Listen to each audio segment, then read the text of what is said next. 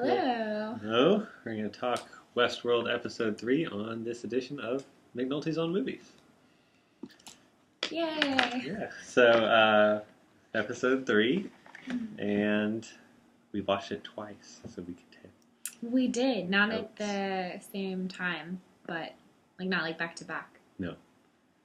It's time to think about it. Yeah, Colin took notes. I didn't take notes. Well, you can look at my notes and cheat. Cool. So we're just going to go through the episode and talk about stuff.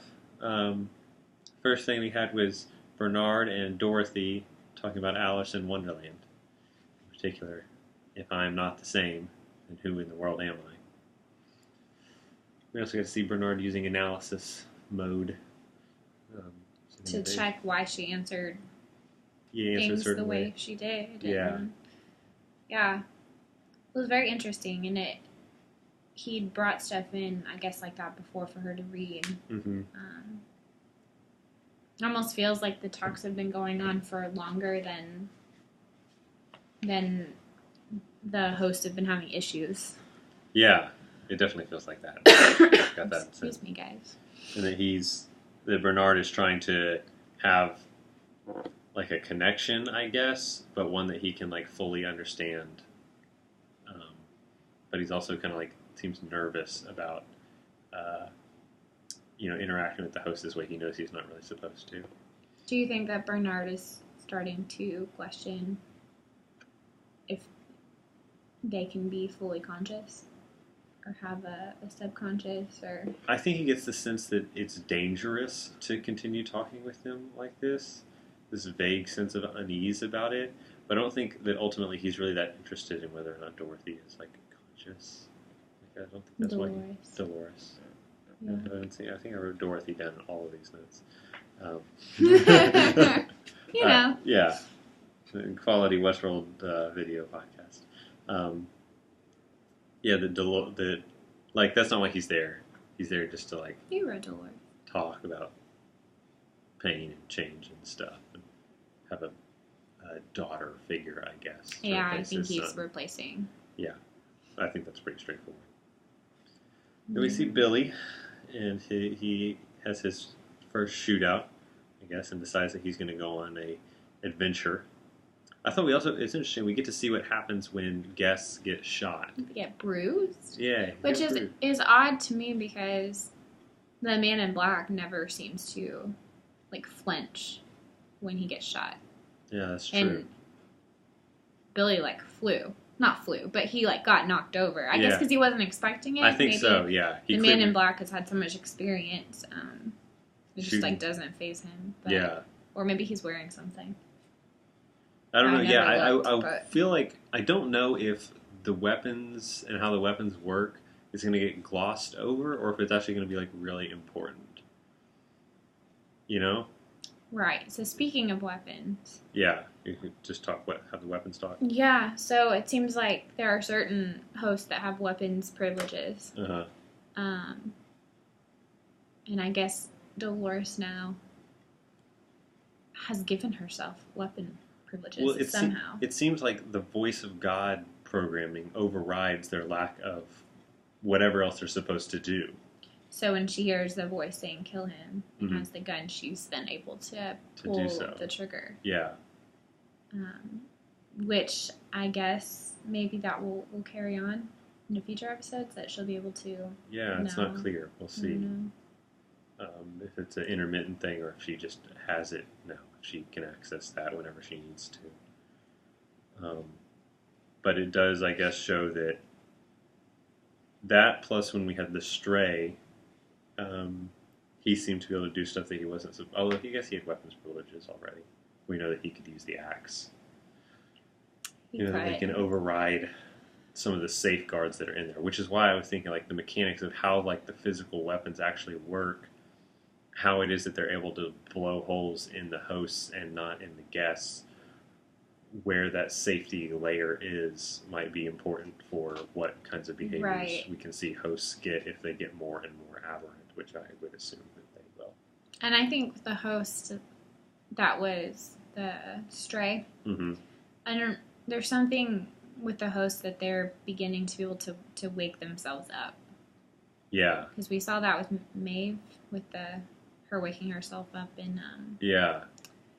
the lab when they were doing surgery on her. That's true. I didn't make that connection, but you're right. Yeah. He was in sleep mode. Yeah. And somehow woke up. Yeah. They can break out of. We didn't get a clear insight into that one way or the other. We also got to see Ford's new adventure that or storyline that he's set up involving Wyatt. So he put in a backstory for Teddy involving this guy. The notorious Wyatt. Yes, the notorious Wyatt.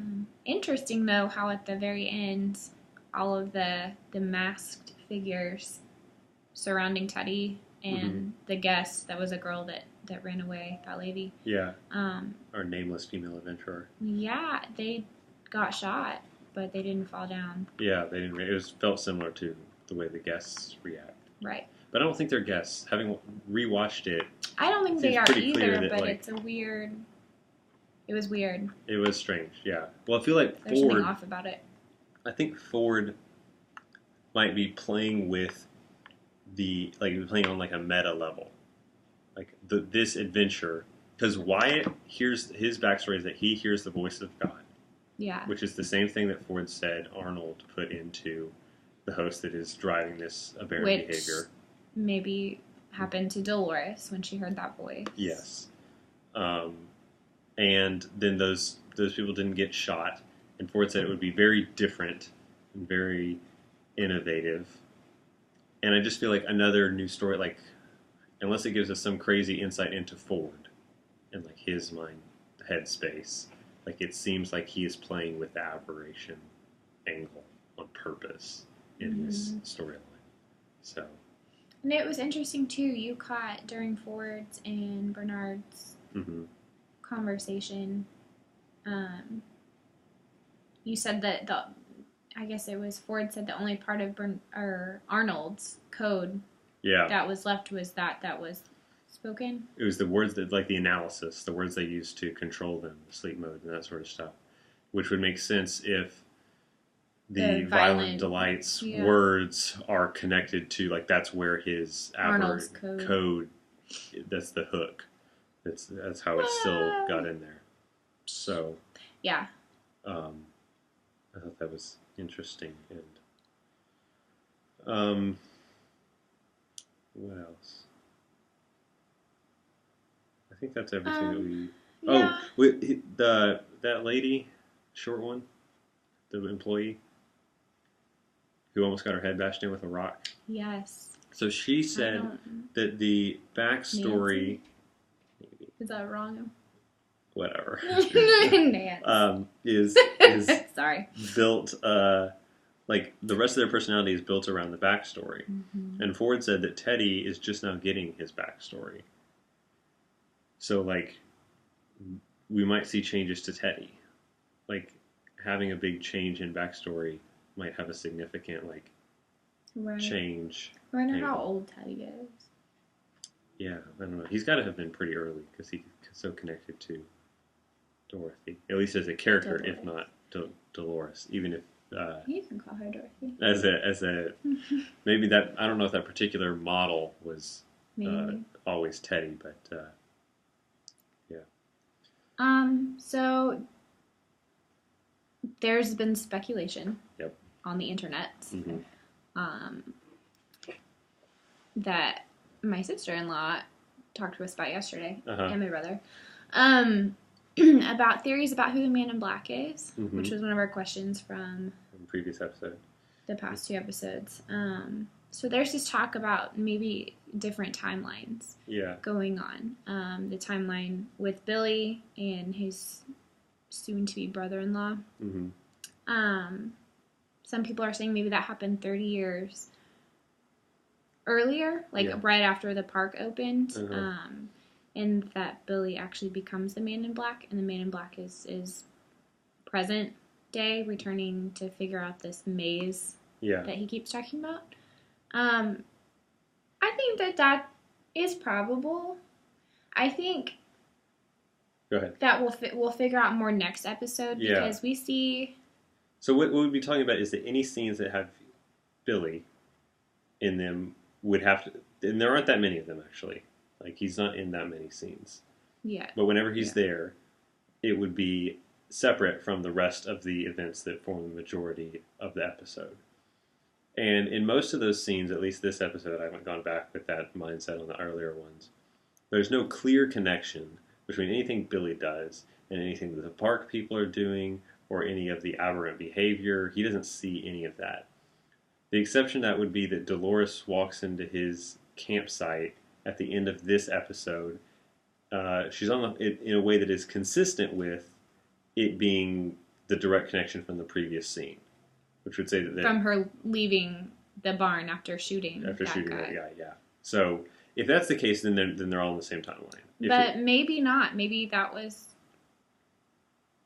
a flashback. You know, maybe she was walking into their campsite from something else. That's what I'm saying. Yeah, it's possible that. But I think. But if not, then then that theory's out the window. Right, because and I think another interesting point to that is we saw Maeve's. That's her name, right? Short girl? No, the prostitute. Oh, I don't know. Sorry, prostitute. Can I say that? Yes, you can. That's the name of the profession. I think it is Maeve.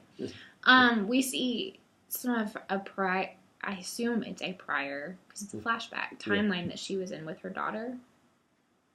Oh, yeah. In a previous episode. Uh-huh. And the man in black shoots them. So it's weird to see him in a flashback. I don't know how that fits with the timeline. Yeah. I don't know. I think maybe that's another hole in that theory. Yeah. Maybe. But I don't know. I could also see how they could work that in. But I'm going to suspect that my theory is, I do not think that is correct. I think we're seeing a single timeline, and there's just a lot going on in it. I just don't know if I don't know. It could be so, but I just don't see how it plays and how it benefits the show to be showing it separately. I don't know. In any case, for some reason, it occurred to me today that maybe in the first episode, at one point, it flashed up like a 30 years earlier or like present day on the screen, and I can't remember, and have not gone back and watched the first two. Yeah, I don't remember. If you guys know that, maybe let us know. I can't remember. But that would maybe answer that, or we could Google it more. Okay. Anyway, that's our thoughts for episode 3. Yeah.